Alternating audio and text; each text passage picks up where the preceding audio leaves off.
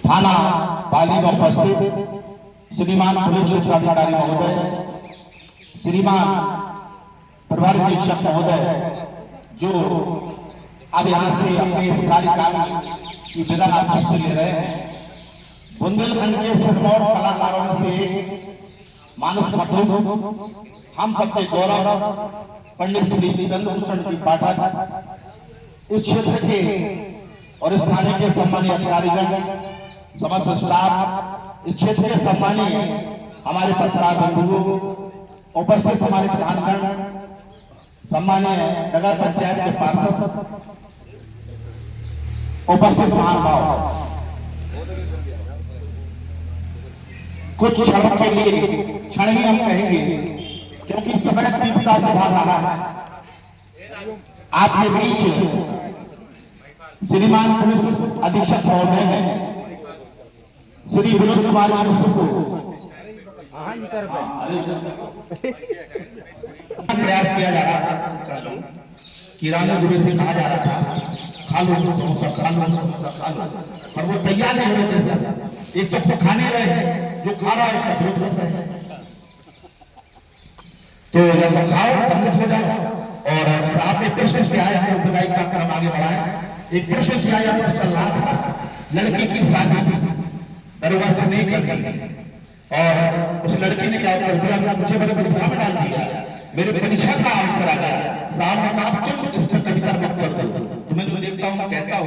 उस लड़की ने पाठक की क्या जवाब दिया, वो रुतबे में है तो क्या खाक हम पर हमको सजा सुनाएगा? वो रुतबे में है तो क्या खाक हमको सजा सुनाएगा? अरे मर्जी हमारी चलेगी तो कुछ नहीं कर पाएगा। लड़की दरोगा से शादी करने के लिए तैयार होगी पंडित जी, लड़की दरोगा से इसलिए शादी करने को तैयार होगी पंडित जी। उसने सोचा एक जीवन में 3 महीने आप लगाने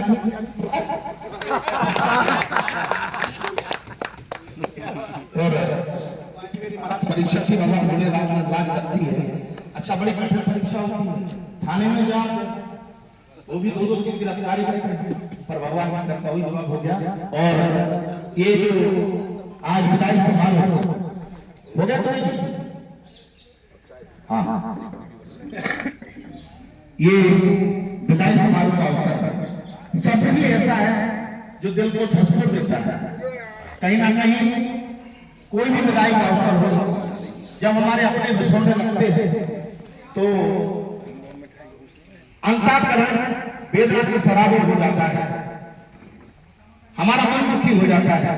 क्योंकि जब एक अच्छे वातावरण के परिवर्तन का समय आ जाए, भले ही आने वाला अधिकारी साहब के समकक्षों से अच्छा हो कैसा हो, वो एक अलग विषय है, लेकिन जिनसे हमारी आत्मीयता रही है, जब उनसे अलग होने का अवसर आता है तो कहीं ना कहीं वेदनाएं हमारे ऊपर हावी हो जाती हैं और कष्ट की घड़ी होती है।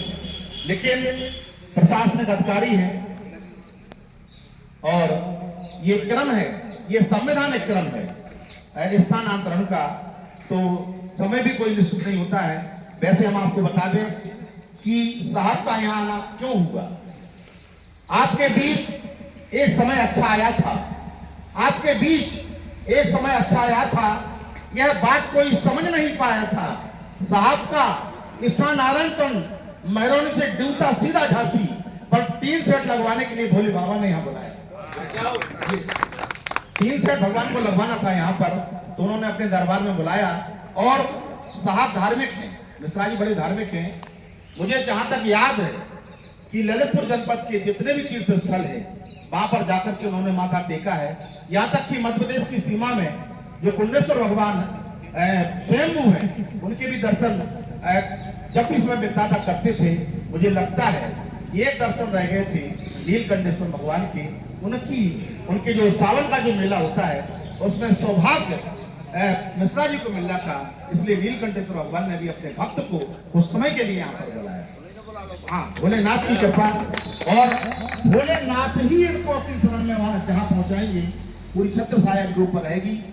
किस तरह कर्तव्यों के प्रति ये समर्पित रहते हैं, आपने इनकी वाणी देख ली होगी।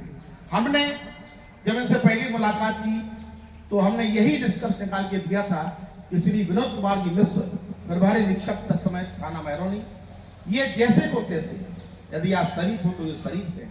वो जैसा स्वयंवर में हो रहा था जनकपुर में, जिसकी रही भावना जैसी, प्रभु मूरत देखी थी जैसी। भक्तजन भगवान को भक्ति रूप में देख रहे थे, और जो विनाशकारी लोग थे भगवान उन्हें महाकाल के रूप में देख रहे थे।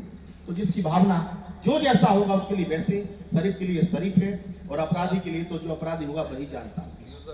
3 पीढ़ी तक हाँ, अपराधी जो भी अपराधी साहब के चंगुल में आ गया होगा, मेरा दावा है मंदिर के समक्ष खड़े होकर कह रहा हूं, 3 पीढ़ियां कोई अपराध नहीं करेंगी, ऐसा बंदोबस्त साफ कर देते हैं। तो आप, और यहाँ हमारे प्रधान जी बैठे हैं, हमारे कई परिचित लोग बैठे हैं, कई से परिचय हमारा नहीं है, राजा साहब यहाँ पर बैठे हैं। इन्होंने हमें बताया कि जब से साहब आए हैं, शांति व्यवस्था, खासकर जो रासायनिक द्रव्य पेय जो होता है उसके जो दुखद परिणाम खासकर भाषा से निकलते हैं, जो अभिनंदनीय और धार्मिक भाषा निकलती है, उस पर साहब ने हमको समझाया। ये बड़ी बात है, बहुत बड़ी बात।